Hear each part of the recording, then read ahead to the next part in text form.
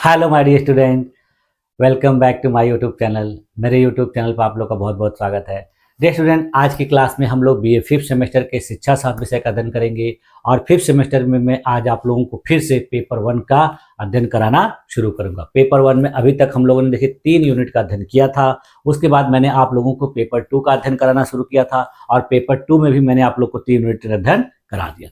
तो फिर से अब हम लोग को पेपर वन का अध्ययन करना है और पेपर वन का जितना भी यूनिट है उसको पूरा कंप्लीट कर लेंगे तो फिर से हम लोग दूसरे पेपर का अध्ययन करना शुरू करेंगे। और आपके इस पेपर वन का जो चौथा यूनिट है वो किससे रिलेटेड है? इंटेलिजेंस यानी बुद्धि से रिलेटेड। और ये बुद्धि वाला जो टॉपिक है काफ़ी इंपॉर्टेंट है और काफ़ी इंटरेस्टिंग भी है कि आपको जानने को मिलेगा कि बुद्धि क्या होती है, बुद्धि के क्या क्या प्रकार होते हैं, बुद्धि का क्या उपयोग है, क्या महत्व है और बुद्धि के कौन कौन से सिद्धांत होते हैं। तो इन सारी चीज़ों को आज की क्लास में हम लोग को पढ़ना है। तो चलिए आइए शुरू किया जाए आज की क्लास को। और आपकी क्लास का देखिए टॉपिक क्या है? इंटेलिजेंस, बुद्धि। और ये कौन सा यूनिट है? चौथा यूनिट। तो चलिए आइए शुरू किया जाए।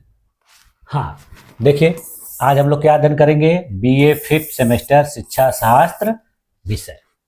आपके इस पेपर वन का नाम क्या है? एजुकेशनल असेसमेंट यानी शैक्षिक आकलन। और शैक्षिक आकलन वाले इस पेपर का आपका कोड क्या है?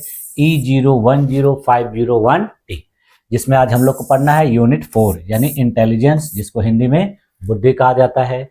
इसमें देखिए आपके सिलेबस में 2 महत्वपूर्ण चीज़ों को दिया गया है कि बुद्धि क्या है और बुद्धि के प्रकार। इसके बाद फिर दिया गया है कॉन्सेप्ट ऑफ इमोशनल इंटेलिजेंस यानी भावनात्मक बुद्धि की अवधारणा। तो इसके अंतर्गत देखिए हम लोग बुद्धि क्या है, बुद्धि के क्या प्रकार है, ये तो पढ़ेंगे। उसके अलावा बुद्धि से रिलेटेड और भी बहुत सी बातों को भी अध्ययन करेंगे। तो चलिए शुरू किया जाए। सबसे पहले बुद्धि के अर्थ से कि बुद्धि का अर्थ क्या होता है, बुद्धि कहते किसे हैं। ठीक है, ये देखिए बहुत ही जरूरी होता है। आप लोग हमेशा सुनते हैं, कहते हैं कि इस फलाने के पास बुद्धि कम है, इसका बुद्धि बहुत ज़्यादा है। तो ये बुद्धि होती क्या है इसको जानते हैं। तो देखिए बुद्धि का अर्थ, मीनिंग ऑफ इंटेलिजेंस।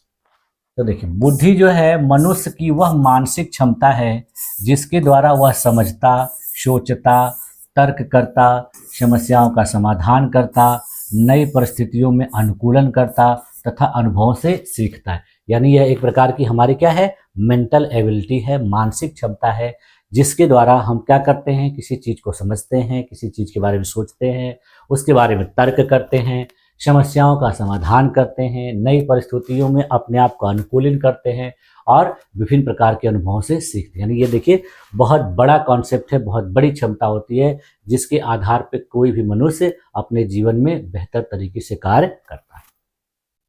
देखिए इसको दूसरे तरीके से क्या कहा जा सकता है कि बुद्धि वह योग्यता है जो व्यक्ति को अपने परिवेश को समझने, निर्णय लेने और व्यवहार को नियंत्रित करने में सक्षम बनाती है। यानी इसको दूसरे तरीके से क्या कहा जा सकता है कि किसी भी व्यक्ति को अपने परिवेश को समझकर फिर उसके अनुसार व्यवहार करना और अपने आप को नियंत्रित करना, ये क्या करती है? वही करवाती है और उसी के योग्य बनाती है। तो ये हमारी उसी प्रकार की योग्यता है। देखिए इसको और भी सरल शब्दों में क्या कहा जा सकता है कि बुद्धि वह क्षमता है जिसके माध्यम से व्यक्ति किसी स्थिति को समझकर उचित निर्णय लेता है। यानी और शॉर्टकट में कहा जाए कि ये क्या है? हमारी एक ऐसी एबिलिटी है, ऐसी योग्यता है जिसके द्वारा हम किसी भी सिचुएशंस को समझकर और फिर अच्छा एक निर्णय लेते हैं। ठीक, अब देखिए इसकी कुछ परिभाषाएं भी हैं, उनको भी देख लिया जाए। Definitions of intelligence. तो देखिए अल्फ्रेड बीनेट नामक एक विद्वान के द्वारा इसकी परिभाषा क्या दी गई है कि बुद्धि वह क्षमता है जिसके द्वारा व्यक्ति लक्ष्य प्राप्ति हेतु उचित दिशा में सोचकर कार्य करता है। यानी इन्होंने कहा यह एक प्रकार की ऐसी योग्यता है जिसकी मदद से, जिसकी सहायता से कोई भी व्यक्ति लक्ष्य प्राप्ति के लिए उचित दिशा में क्या करता है? सोच समझकर कार्य करता है। उसके बाद फिर देखिए डेविस वेसलर नामक विद्वान ने क्या कहा कि बुद्धि व्यक्ति की वह योग्यता है जो उद्देश्यपूर्ण कार्य करने, तर्क संगत विचार करने तथा पर्यावरण में प्रभावी ढंग से अनुकूलन करने में सहायता करती है। यानी इनका भी देखिए जो परिभाषा है, जो हम लोगों ने अर्थ देखा था बुद्धि का, उसी से मिलता जुलता है। इसके बाद फिर देखिए थॉर्नडाइक के द्वारा क्या परिभाषा दी गई है। इन्होंने कहा है कि बुद्धि में व्यक्ति की सीखने की क्षमता, अभिव्यक्ति की शक्ति तथा परिस्थितियों में समायोजन करने की योग्यता शामिल होती है। यानी इन्होंने 3 बातों को बताया कि हमारे सीखने की क्षमता और फिर हमको किसी भी चीज़ को अभिव्यक्त करने की शक्ति और तथा किसी भी परिस्थिति में अपने आप को एडजस्ट करने की, समायोजन करने की जो योग्यता है वो क्या है? बुद्धि। ठीक। अब देखिए बुद्धि का स्वरूप क्या होता है। नेचर ऑफ इंटेलिजेंस, बुद्धि का स्वरूप, नेचर ऑफ इंटेलिजेंस। तो देखिए बुद्धि का जो स्वरूप है मनोवैज्ञानिकों ने अलग अलग रूपों में समझाया है। मुख्यतः इसके कौन कौन से बिंदु हैं वो देख लेते हैं। जैसे देखिए यह क्या है? जन्मजात और अर्जित दोनों है, यानी यह किसी किसी में जन्म से होती है और कोई इसको क्या करता है? अर्जित करता है। देखिए बुद्धि का कुछ भाग जो है जन्म से प्राप्त होता है, जो अनुवांशिक होता है, और कुछ भाग जो है अनुभव और शिक्षा से विकसित होता है। यानी अनुवांशिक रूप से अगर किसी के माता पिता बहुत ज़्यादा बुद्धिमान है तो उसको क्या होगा कि बहुत सी चीज़ें जो है अनुवांशिक रूप से प्राप्त हो जाएगी, लेकिन बाद में फिर वो क्या करेगा कि विभिन्न प्रकार के अनुभवों के द्वारा, अच्छी शिक्षा के द्वारा उसको और भी विकसित कर। दूसरा देखिए इसका स्वरूप क्या है कि यह सामान्य और विशिष्ट दोनों होता है। जैसे देखिए कुछ क्षमताएं जो सभी में समान रूप से होती हैं, जैसे सामान्य समझ। जैसे कुछ लोग ऐसे होते हैं जिनके अंतर्गत कुछ समानताएं जो है कॉमन होती है, जो होती सबके अंदर क्या होती है? सामान्य रूप से समझने की क्षमता। लेकिन कुछ लोगों में जो है विशिष्ट होती है, जैसे कोई जैसे संगीत में बहुत बेहतर है, कोई गणित में बहुत बेहतर है, कोई खेल में बहुत बेहतर है। तो इस तरीके की जो होती है वो विशिष्ट बुद्धि होती है। ये देखिए तीसरा नेचर क्या है कि ये डायनामिक है, गतिशील है, यानी यह स्थिर नहीं रहती है। विभिन्न प्रकार के अनुभव, वातावरण और शिक्षा से इसमें क्या किया जाता है? वृद्धि या ह्रास संभव है। यानी ऐसा नहीं है कि ये हमेशा कांस्टेंट रहती, नहीं, इसमें उतार चढ़ाव होता रहता है, कम भी हो सकती है, ज़्यादा। कैसे होगी? विभिन्न प्रकार के अनुभव के द्वारा, विभिन्न प्रकार के वातावरण के द्वारा और अच्छी तरह के शिक्षा के द्वारा। अगर इनमें कुछ कमी है तो बुद्धि में भी ह्रास देखने को मिलेगा। देखिए अगला है, यह बहुआयामी होती है, यानी मल्टी डायमेंशनल होती है। जैसे इसमें विचार, कल्पना, निर्णय, तर्क, स्मृति, सृजनात्मकता आदि कई घटक शामिल होते हैं। यानी यह अकेली नहीं होती है, बल्कि कैसी होती है? मल्टी डायमेंशनल होती है। इसमें क्या क्या चीज़ें होती हैं? विचार भी होती है, कल्पना भी, निर्णय, तर्क, स्मृति, ये सारी चीज़ें, क्रिएटिविटी सब शामिल होते हैं, तब जाके ये बेहतर तरीके से किसी भी मनुष्य को कार्य करने की योग बनाती है। अगला देखिए इसका नेचर है समायोजन की क्षमता, यानी इसमें एडाप्टिव एबिलिटी भी होती है। नई परिस्थितियों में अपने व्यवहार को ढालने की योग्यता भी बुद्धि का ही भाग कहलाती है। ठीक है, तो देखिए ये 5 प्रकार के जो है बुद्धि के स्वरूप थे। अब देखिए बुद्धि के विकास के चरण भी देख लेते हैं। बुद्धि कैसे कैसे विकसित होती है, किस किस चरण में इसका विकास होता है। तो देखिए बुद्धि का जो विकास है धीरे धीरे शैशवावस्था से प्रौढ़ावस्था तक होता है। जीन पियाजे महोदय के द्वारा इसके देखिए प्रमुख 4 चरण बताए गए। जीन पियाजे जो है एक मनोवैज्ञानिक हैं और उन्होंने बताया कि किसी भी व्यक्ति में जो बुद्धि का विकास होता है वो शैशवावस्था से लेकर प्रौढ़ावस्था तक होता है। तो इसको इन्होंने 4 चरणों में बांट दिया है। इन्होंने पहला जो चरण बताया उसको कहा संवेदनात्मक गतिशील अवस्था होती है। ये कब से कब तक होती है? जिसको इंग्लिश में देखिए सेंसरी मोटर स्टेज कहा जाता है। ये किसी भी मनुष्य में कब से होती है? जन्म से लेकर 2 वर्ष तक, यानी इस प्रकार की बुद्धि का विकास 2 वर्ष तक होता है। इसमें देखिए क्या होता है, उसकी इंद्रियों और क्रियाओं के द्वारा ज्ञान प्राप्ति संभव हो पाती है। यानी मनुष्य जो है जो छोटा रहता है 0 से 2 वर्ष का, तो उसमें कोई भी ज्ञान कैसे प्राप्त करता है? अपनी ज्ञानेंद्रियों के द्वारा और विभिन्न प्रकार की क्रियाओं के द्वारा। जो चीजों को करता है उसी से उसको ज्ञान प्राप्त होता है। दूसरी अवस्था इन्होंने क्या बताया कि पूर्व संक्रियात्मक अवस्था, जिसको कहा जाता है प्री ऑपरेशनल स्टेज। इसकी उम्र इन्होंने क्या बताई कि यह जो है 2 से लेकर 7 वर्ष की उम्र में होती है इस प्रकार की बुद्धि का विकास। इसमें देखिए क्या क्या चीजें होती हैं कि किसी भी बालक में कल्पना शक्ति, भाषा का विकास, लेकिन इसमें तर्क की कमी देखी जाती है।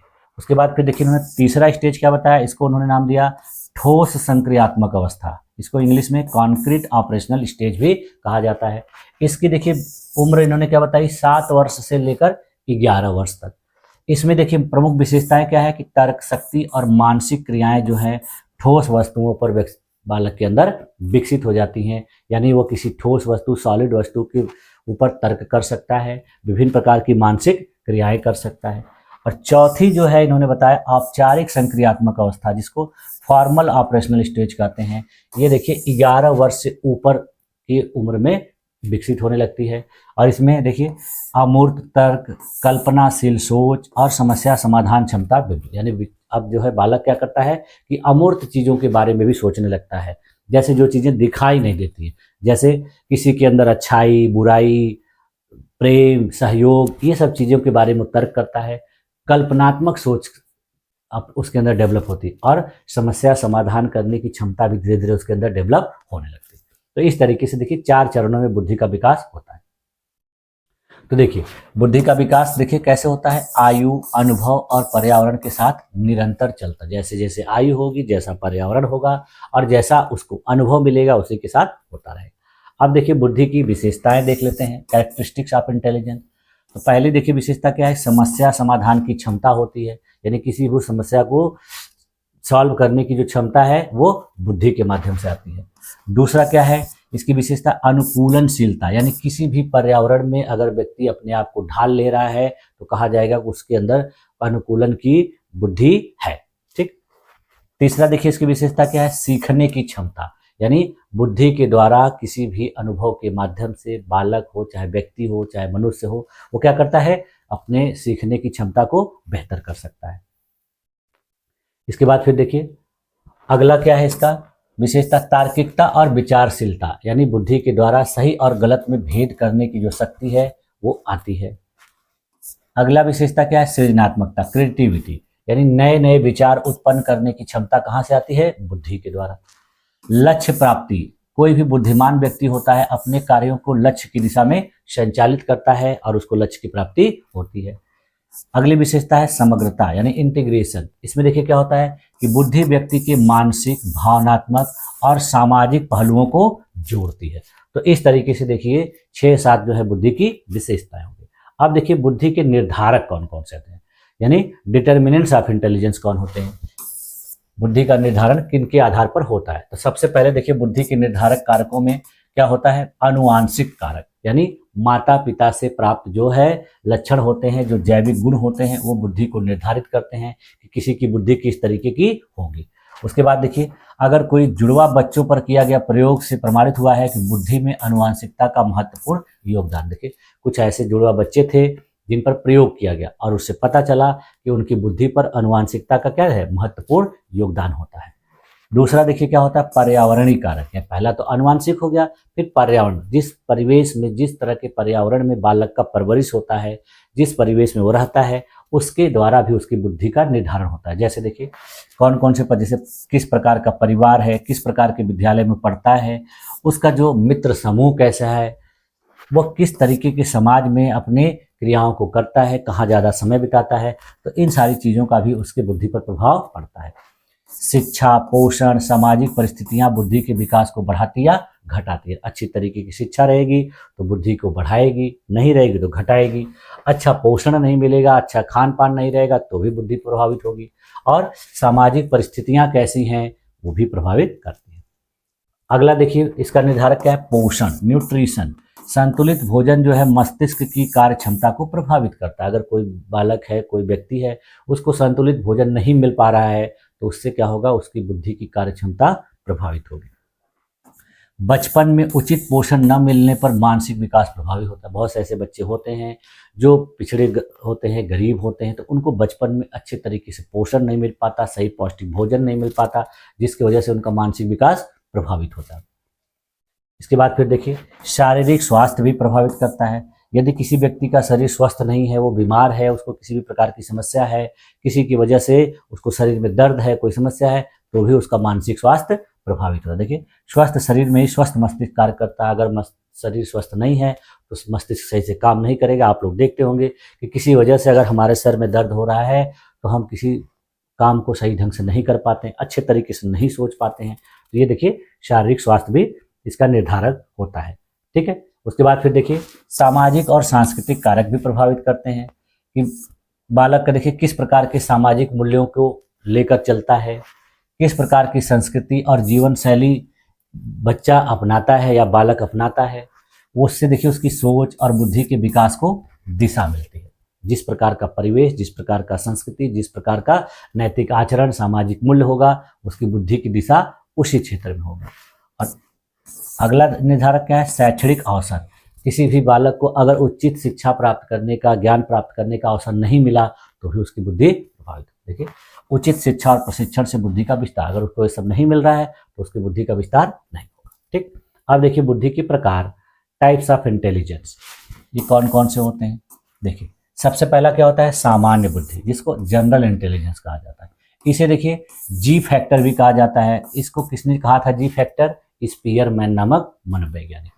यह देखिए क्या होती है कि यह व्यक्ति की सामान्य मानसिक क्षमता को दर्शाती है जो सभी प्रकार की बौद्धिक क्रियाओं में सहायता करती है। यानी एक प्रकार की सामान्य मानसिक क्षमता है और सभी प्रकार के बौद्धिक क्रियाओं में इसका उपयोग होता है। जैसे उदाहरण के लिए देखिए, कोई छात्र गणित, भाषा, विज्ञान सभी विषयों में अच्छा प्रदर्शन करता है। बहुत से ऐसे स्टूडेंट होते हैं जो हर विषय में अच्छे होते हैं, उनका परफॉर्मेंस हर विषय में अच्छा होता है। तो किस प्रकार की बुद्धि का उदाहरण है, सामान्य बुद्धि।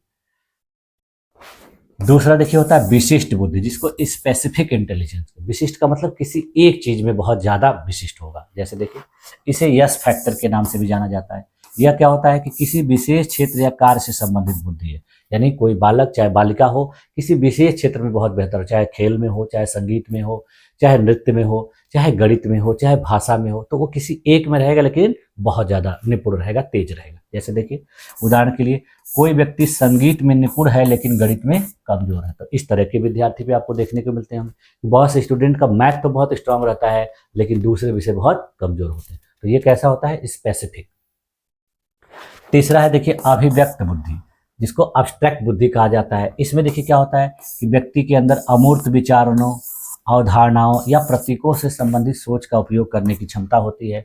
जैसे उदाहरण के लिए देखिए, विभिन्न प्रकार के गणित के सूत्रों या सैद्धांतिक अवधारणाओं को समझने की क्षमता। बहुत से बच्चे जो होते हैं गणितीय सिद्धांतों को, विभिन्न प्रकार की अवधारणाओं को जल्दी नहीं समझते हैं, और कुछ बच्चे ऐसे होते हैं जो उसको तुरंत समझ जाते हैं। जैसे आप लोग देखते होंगे गणित में जो प्रमेय होता है, प्रमेय निर्मेय होता है, उसको देखिए हर बच्चे सही तरीके से नहीं समझ पाते, लेकिन कुछ बच्चों को बहुत जल्दी समझ में आ जाता है और उन सिद्धांतों को कभी भूलते नहीं हैं, और जब भी उनको उपयोग करने को रहता है वो अपना कर लेते हैं।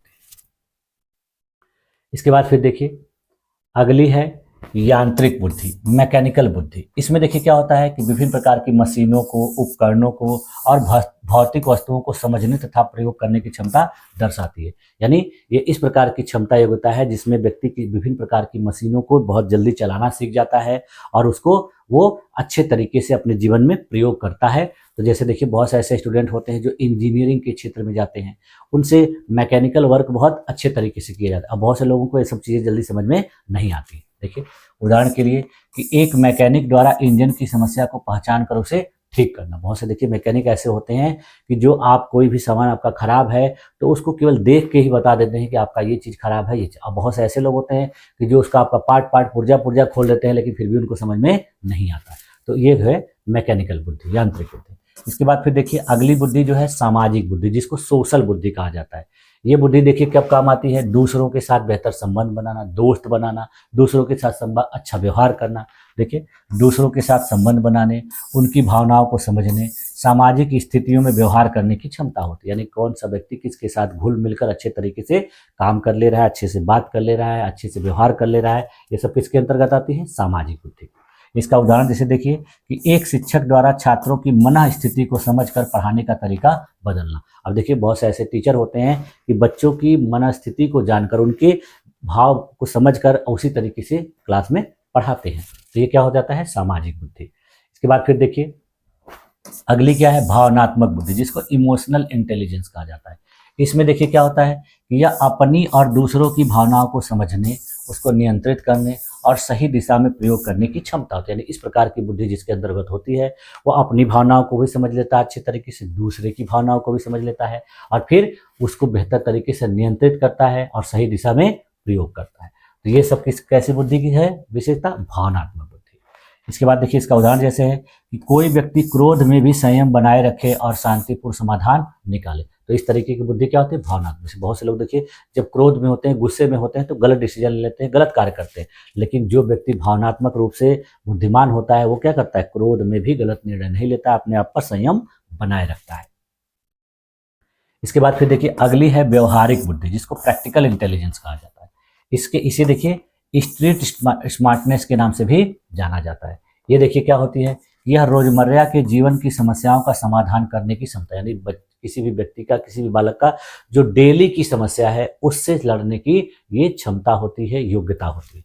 जैसे देखिए, कोई व्यक्ति सीमित संसाधनों में काम करके कुशलता से उसको पूरा कर ले, यानी किसी को पता है कि हमारे पास इतने ही संसाधन है। जैसे बहुत से स्टूडेंट होते हैं जो आर्थिक रूप से कमजोर होते हैं, तो उनको पता है कि हमारे गार्जियन के पास इतने ही पैसे हैं, इतने ही खर्च हमको कर सकते हैं, तो क्या करता है, उसी संसाधन से भी बेहतर परफॉर्मेंस करता है। उसको पता है कि हमारी रोज की यही समस्या है, तो उसमें भी वो घबराता नहीं है, बल्कि अच्छे तरीके से अपने काम को पूरा करता है। ठीक। अब देखिए, अगली है बहुबुद्धि। इसके लिए देखिए एक सिद्धांत भी दिया गया था जिसको मल्टीपल इंटेलिजेंस थ्योरी कहा जाता है, एक मनोवैज्ञानिक के द्वारा दिया गया था जिसका नाम है हावर्ड गार्डनर। तो ये बहुबुद्धि होती है। कुछ ऐसे मनुष्य भी होते हैं जिनमें बुद्धि एक प्रकार की नहीं होती बल्कि कई प्रकार की होती है। ठीक है, तो ये देखिए इन्होंने एक सिद्धांत प्रस्तुत कर दिया था, और इस सिद्धांत में देखिए इन्होंने 8 प्रकार की बुद्धि बताई, जिसमें देखिए एक भाषाई बुद्धि है, दूसरा तर्क गणितीय बुद्धि है, तीसरी स्थानिक बुद्धि है, चौथी है संगीतात्मक बुद्धि है, पांचवी शरीर गतिशील बुद्धि है, छठवीं शारीरिक पारस्परिक बुद्धि है, सातवीं आत्म बुद्धि है, और आठवीं प्राकृतिक बुद्धि है। तो इस प्रकार से इन्होंने बहुबुद्धि का सिद्धांत दे दिया था। उदाहरण के लिए जैसे देखिए AR रहमान के पास देखिए संगीतात्मक बुद्धि है, सचिन तेंदुलकर के पास शारीरिक गतिशील बुद्धि है, महात्मा गांधी के पास पारस्परिक और आत्म बुद्धि है। तो इस तरीके से देखिए बुद्धि का कंक्लूजन क्या निकल के आ रहा है कि बुद्धि जो है व्यक्ति की मानसिक योग्यता का समुच्चय है, जो उसे सोचने, तर्क करने, सीखने, समझने और जीवन में सही निर्णय लेने में सक्षम बनाती है।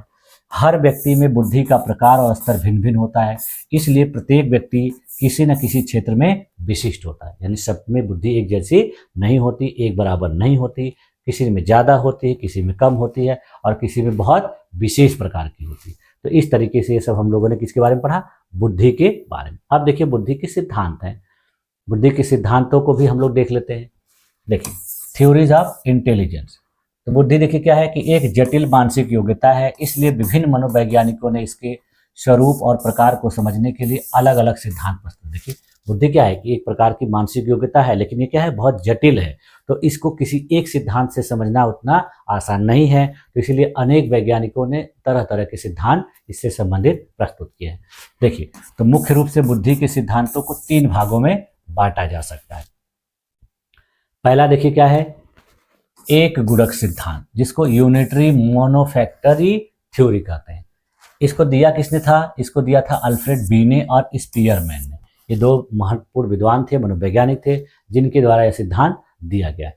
इसमें देखिए स्पीयरमैन का द्विगुणक सिद्धांत जो है वो क्या कहता है, वो कहता है कि बुद्धि दो प्रकार की होती है, 2 भागों में बटी होती है। पहला क्या है, जी फैक्टर, जिसको जनरल फैक्टर कहते हैं, सामान्य बुद्धि, जो हर कार्य में कुछ न कुछ रूप में कार्य करती है, यानी इस प्रकार की बुद्धि हर कार्य में उपयोग होती है। और दूसरा इन्होंने एस फैक्टर बताया, स्पेसिफिक फैक्टर, जिसको विशेष बुद्धि कहा जाता है, जो किसी विशेष कार्य या विषय में प्रयुक्त होते हैं, यानी इसका प्रयोग हर समय नहीं किया जाता, जब कोई विशेष प्रकार का कार्य किया जाता है तब इसका उपयोग किया जाता है। उदाहरण के लिए जैसे देखिए, यदि कोई छात्र गणित, विज्ञान और भाषा तीनों विषयों में अच्छा है तो उसकी सामान्य बुद्धि यानी जी फैक्टर है, लेकिन यदि वह विशेष रूप से गणित में ही श्रेष्ठ है तो वह उसकी विशिष्ट बुद्धि है। इसका महत्व देखिए क्या होता है, यह सिद्धांत सबसे पुराना और सबसे प्रभावशाली सिद्धांतों में से एक है, यानी महत्वपूर्ण है, सबसे पुराना है और सबसे प्रभावशाली माना जाता है। उसके बाद फिर देखिए दूसरा सिद्धांत है इसका बहुगुणक सिद्धांत, जिसको मल्टी फैक्टर थ्योरी कहा जाता है। इसको देखिए किसने दिया था, E.L. थॉर्नडाइक ने द्वारा था। थॉर्नडाइक के अनुसार कहा गया कि बुद्धि अनेक स्वतंत्र क्षमताओं का समूह है, और इन क्षमताओं को इन्होंने देखिए 3 प्रकारों में बांटा। इन्होंने कहा कि बुद्धि अकेले नहीं होती बल्कि कई स्वतंत्र क्षमताओं का समुच्चय होती है, मिलकर बनी होती है। तो इन्होंने इन क्षमताओं को 3 भागों में बांट के बताया। पहला कहा कि अमूर्त बुद्धि यानी एब्स्ट्रैक्ट इंटेलिजेंस, जिसमें इन्होंने कहा कि विचारों, प्रतीकों और सिद्धांतों से संबंधित जो बुद्धि होती है वो कैसी बुद्धि होती है, अमूर्त बुद्धि होती है। जैसे उदाहरण के लिए विभिन्न प्रकार के गणितीय तर्क। दूसरा इन्होंने देखिए इसका प्रकार क्या बताया, यांत्रिक रूप, यानी वस्तुओं, मशीनों या उपकरणों से जो संबंधित बुद्धि होती है वो क्या होती है, यांत्रिक। उसका उदाहरण जैसे देखिए जो इंजीनियर या मैकेनिक होते हैं उनकी जो समझ होती है इसी बुद्धि के आधार पर होती है। और तीसरा इन्होंने इसमें जोड़ा सामाजिक बुद्धि, सोशल इंटेलिजेंस, लोगों के साथ व्यवहार करने की क्षमता, जैसे शिक्षक या नेता की दूसरों से संवाद करने की जो शक्ति होती है वो किसके अंतर्गत आती है? सामाजिक बुद्धि। देखिए, एक शिक्षक अपने छात्रों से बेहतर तरीके से इंटरेक्ट करता है, उनकी चीज़ों को समझकर उनको अच्छे तरीके से पढ़ाता है, और उसी प्रकार से जो नेता है लोगों को समझकर उनको उसी प्रकार का भाषण देता है, उनसे उसी प्रकार की बातें करता है।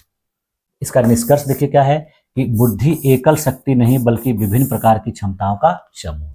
ठीक, अब देखिए तीसरा सिद्धांत क्या है? समूह गुणक सिद्धांत, जिसको ग्रुप फैक्टर थ्योरी कहा जाता है। इसको देखिए किसने दिया था? लुई थर्स्टन ने दिया था। थर्स्टन ने क्या कहा कि बुद्धि कई प्राथमिक मानसिक क्षमताओं से बनी हुई है, उसी का योग है। यहाँ देखिए क्षमतियों हो गया तो क्षमताओं होगा। इन्होंने देखिए 7 प्रमुख मानसिक क्षमताओं की पहचान की। ठीक, कौन कौन सी मानसिक क्षमताएं हैं? पहला इन्होंने कहा कि मौखिक समझ यानी वर्बल कंप्रिहेंशन।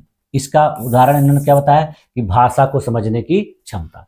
दूसरा इन्होंने बताया शब्द प्रभाव यानी वर्ड फ्लुएंसी, शब्दों को शीघ्रता से बोलना या लिखना। बहुत से ऐसे बच्चे होते हैं तो कि सही से बोल नहीं पाते, आती चीजें को भी सही से नहीं बोल पाते, या किसी चीज को बोल तो लेते हैं सही से लेकिन वो सही से लिख नहीं पाते, तो ये होता है शब्द प्रभाव। तीसरा इन्होंने बताया संख्यात्मक योग्यता यानी गणितीय कार्यों को करने की योग्यता, क्षमता, गणित को बेहतर तरीके से हल करना, उसका गणना करना।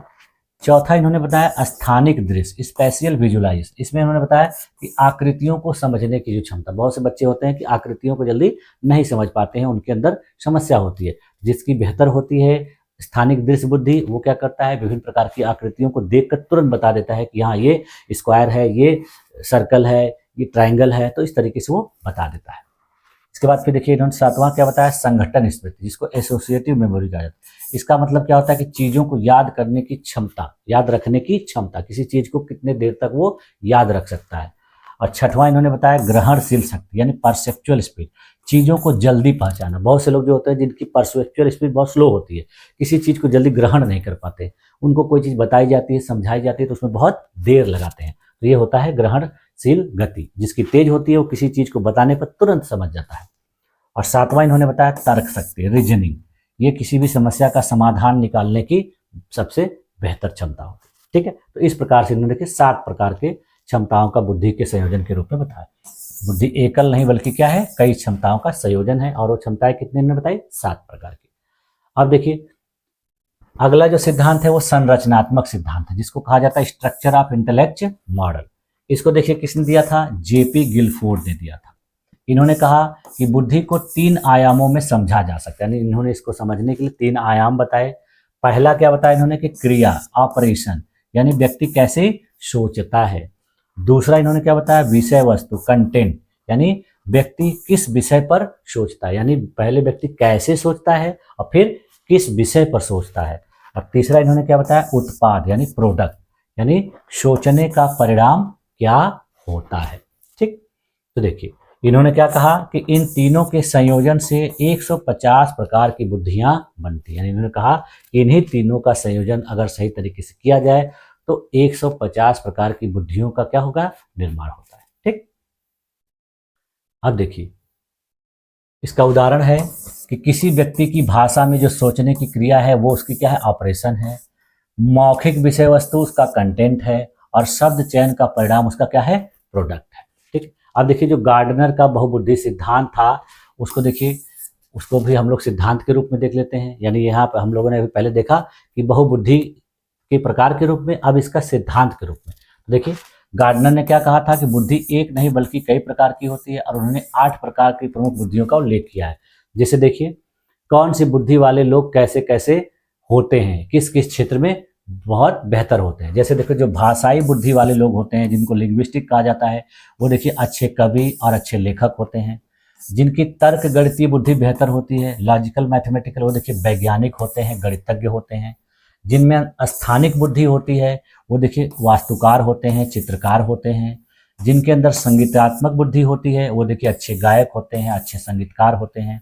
जिनकी शारीरिक गतिशील बुद्धि बेहतर होती है वो देखिए अच्छे खिलाड़ी होते हैं, अच्छे नर्तक होते हैं, डांसर होते हैं। जिनके अंदर पारस्परिक यानी इंटरपर्सनल बुद्धि होती है वो देखिए अच्छे शिक्षक होते हैं, अच्छे नेता होते हैं। और जिनके अंदर आत्म बुद्धि होती है इंट्रापर्सनल, वो देखिए दार्शनिक होते हैं, संत होते हैं। और जो प्राकृतिक बुद्धि वाले होते हैं वो देखिए अच्छे पर्यावरण वैज्ञानिक होते हैं, अच्छे किसान होते हैं, अच्छे माली होते हैं। तो इस तरीके से 8 प्रकार की जो बुद्धि की प्रकार हैं, तो इस प्रकार की बुद्धि वाले व्यक्ति इस तरीके के होते हैं। ठीक, तो देखिए इससे क्या निकल के आ रहा है निष्कर्ष कि हर व्यक्ति में किसी न किसी प्रकार की बुद्धि विशेष रूप से विकसित होती है। यानी कोई ऐसा व्यक्ति नहीं है जिसके अंदर किसी न किसी प्रकार की विशेष बुद्धि ना हो। ये किसका कहना था? हार्वर्ड गार्डनर का। ठीक, अब देखिए अगला है भावनात्मक बुद्धि का सिद्धांत यानी इमोशनल इंटेलिजेंस थ्योरी। इसको देखिए किसने दिया था? डैनियल गोल्डमैन ने। इन्होंने क्या कहा कि भावनात्मक बुद्धि वह क्षमता है जिसमें व्यक्ति अपनी और दूसरों की भावनाओं को पहचानता है, नियंत्रित करता है और फिर उपयोग करता है।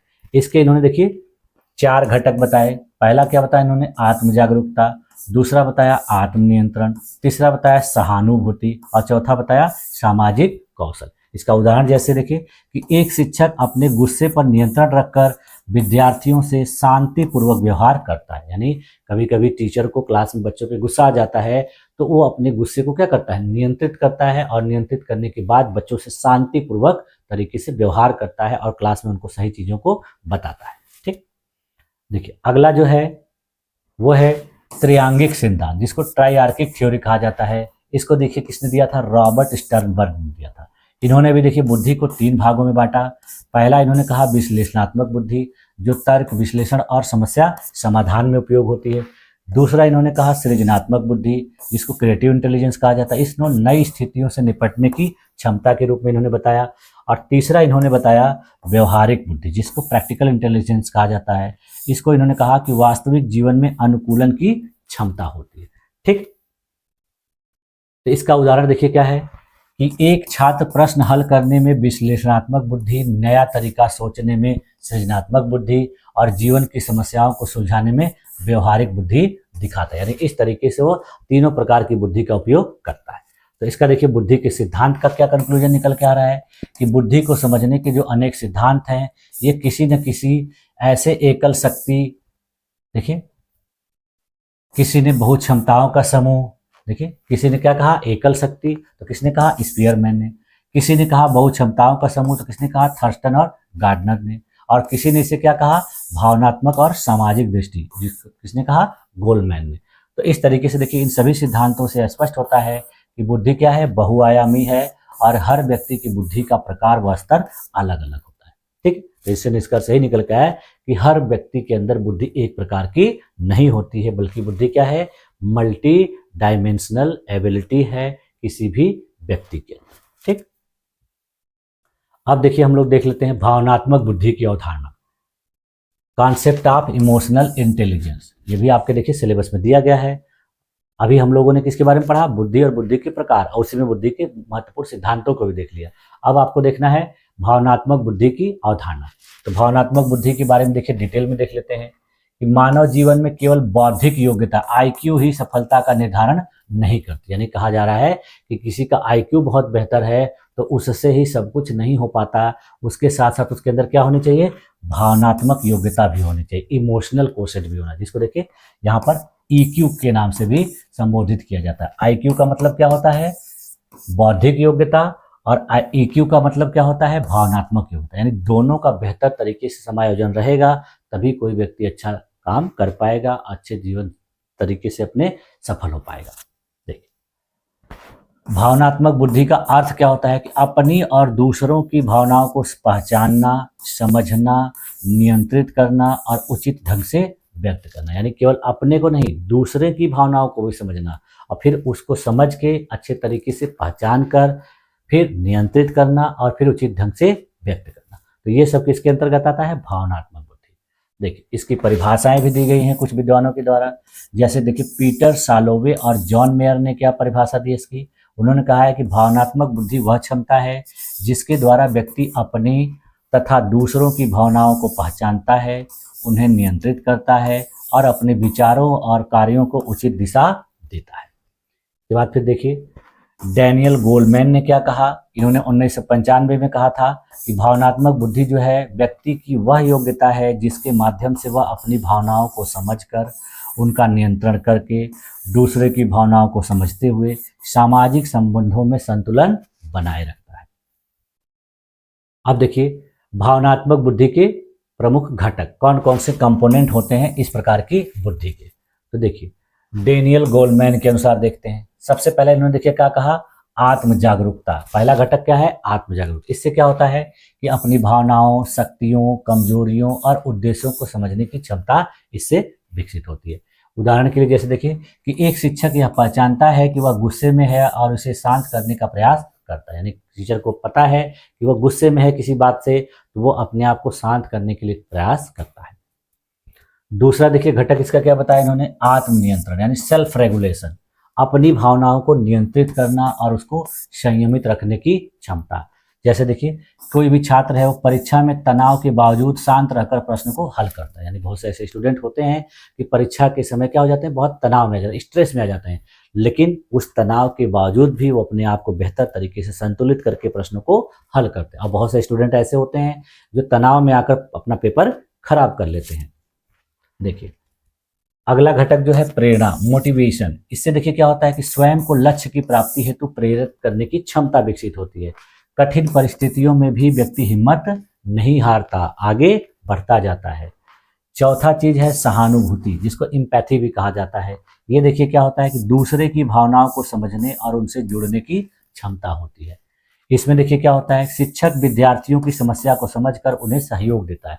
बहुत से ऐसे विद्यार्थी होते हैं जो किसी न किसी समस्या की वजह से काम सही से नहीं कर पाते, तो टीचर क्या करता है, उस समस्या को सुनता है और फिर समझकर फिर उनके साथ उसी प्रकार का व्यवहार करता है।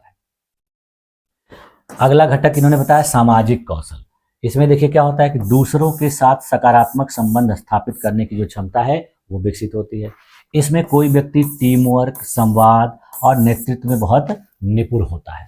ठीक। अब देखिए भावनात्मक बुद्धि का महत्व। भावनात्मक बुद्धि किस तरीके से इंपॉर्टेंट है, तो पहला देखिए इसका क्या इंपॉर्टेंस है कि व्यक्तित्व के विकास में सहायता करती है। यह आत्मनियंत्रण, सहानुभूति और आत्म जागरूकता को बढ़ाती है। दूसरा इसका महत्व क्या है कि सफल जीवन के लिए बहुत ही आवश्यक है।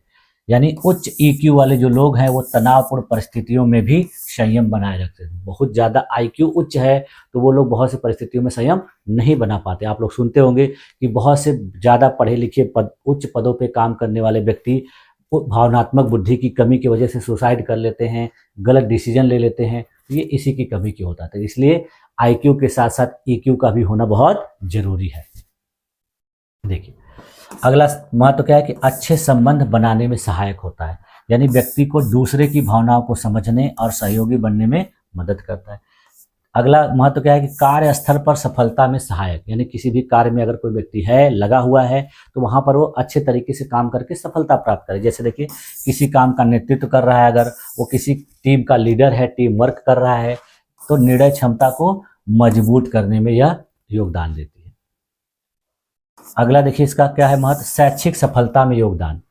देखिए विभिन्न प्रकार के जो छात्र होते हैं भावनात्मक रूप से स्थिर रहकर बेहतर प्रदर्शन करते हैं। किसी सेमेस्टर में, किसी पेपर में अगर उनका नंबर कम आ जाता है तो भी वो अपने आप को बेहतर तरीके से एडजस्ट करते हैं, समायोजित करते हैं, अपनी जो इमोशन पर कंट्रोल करते हैं और फिर अगले सेमेस्टर में अच्छा परफॉर्मेंस करते हैं।